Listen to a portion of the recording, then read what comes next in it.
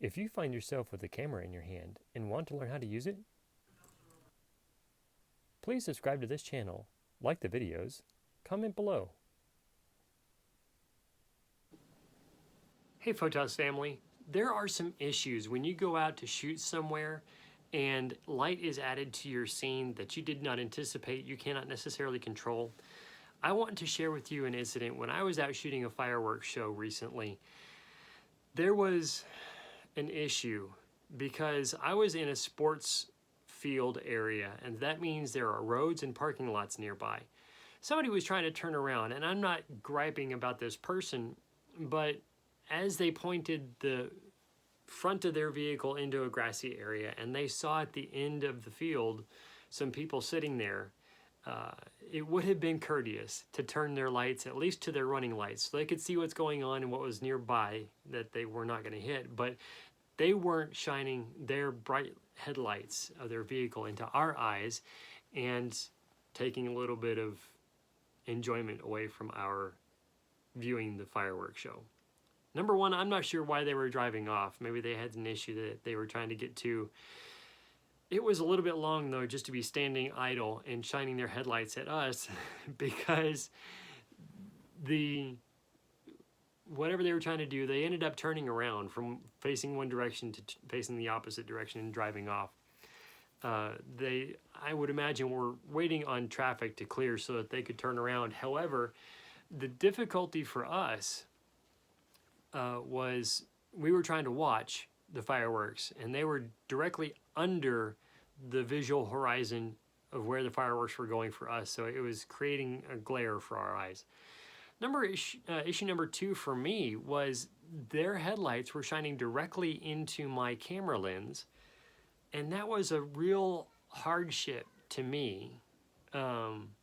Jokingly, emotionally, I didn't know the full impact of what their headlights were doing to my photographs, but I could pretty intently tell that there was nothing good coming from it. The other detail to this is I did two things. One was a little bit in your face, I'm shining a light back at you, get your lights out of my face. I grabbed a light that I could, and my light was, I did not intentionally do this to do anything else but get the driver's attention. So I took a small light and I turned it on. I faced that light at the driver, and then I signaled with my hand to the driver of turn your lights off please, or turn around so that you're not blinding us with your headlights. That's one thing to do, is to communicate with them that you want them to take their headlights off of you. The other thing to do is I needed to find something that I could put up against my lens that wasn't going to obstruct my view, but was going to block more of the light that their headlights are shining on my camera, so that it's blocking most, if not all.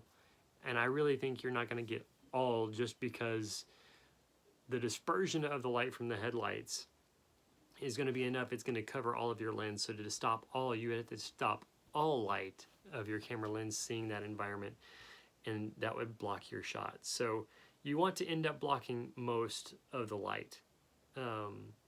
It's not going to be as if that obstruction of light was not there, but it will at least afford you the opportunity to capture some of those things that you might not have otherwise captured because their lights were so bright in your camera lens. So be creative. Think about ways that you can block light that you don't want in your shot. If you are taking a landscape shot and there's an opportunity that you have to go to whatever light is throwing rays into your image, then maybe you can go shade that light so that it's not shining toward your direction of photograph.